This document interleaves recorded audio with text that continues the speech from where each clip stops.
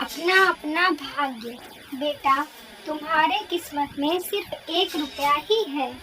एक बार एक व्यक्ति रहता है जो बहुत ही परिश्रमी रहता है, परंतु वो दिन भर परिश्रम करता, लेकिन उसकी कमाई बस 1 रुपए की होती।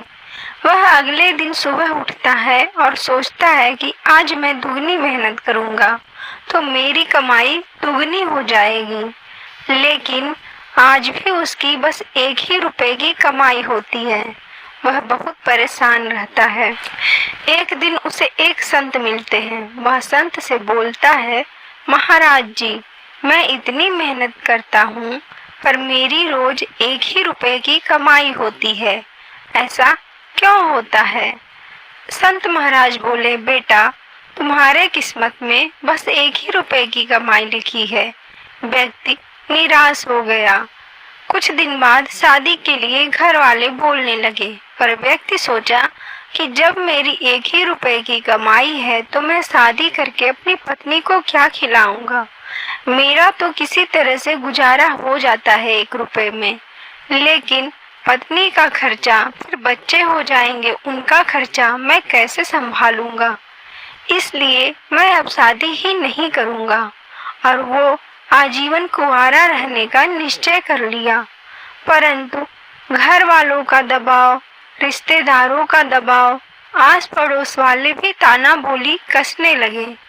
उसने मजबूरी में आके शादी कर ली, लेकिन शादी के समय भी यही ख्याल मन में चल रहा था कि पत्नी का खर्चा कैसे उठाऊंगा, कर्ज भी लूंगा तो चुकाऊंगा कैसे, जब मेरी कमाई 1 ही रुपए रहेगी।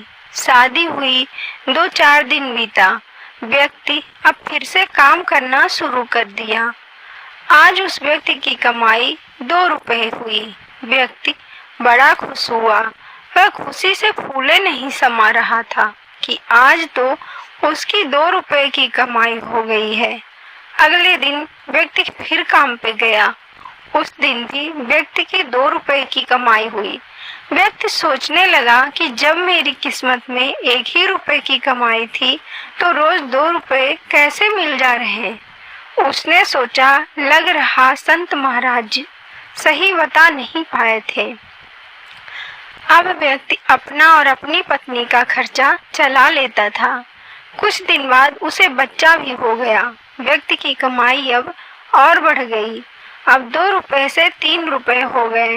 धीरे धीरे कमाई बढ़ती जा रही थी। अब व्यक्ति को 2 बच्चे हो गए थे।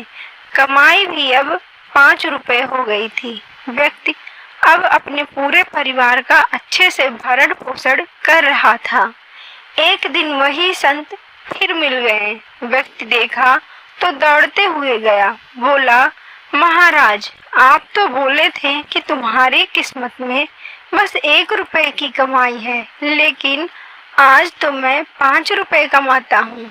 संत जी बोले, बेटा, तुम्हारे किस्मत में बस 1 ही रुपया है। ये दूसरा रुपया तुम्हारी पत्नी के किस्मत का है और बाकी के 3 रुपए तुम्हारे बच्चों की किस्मत के हैं। इस कहानी से यही सीख मिलती है कि सभी अपने अपने भाग्य का खाते हैं। अगर कहानी अच्छी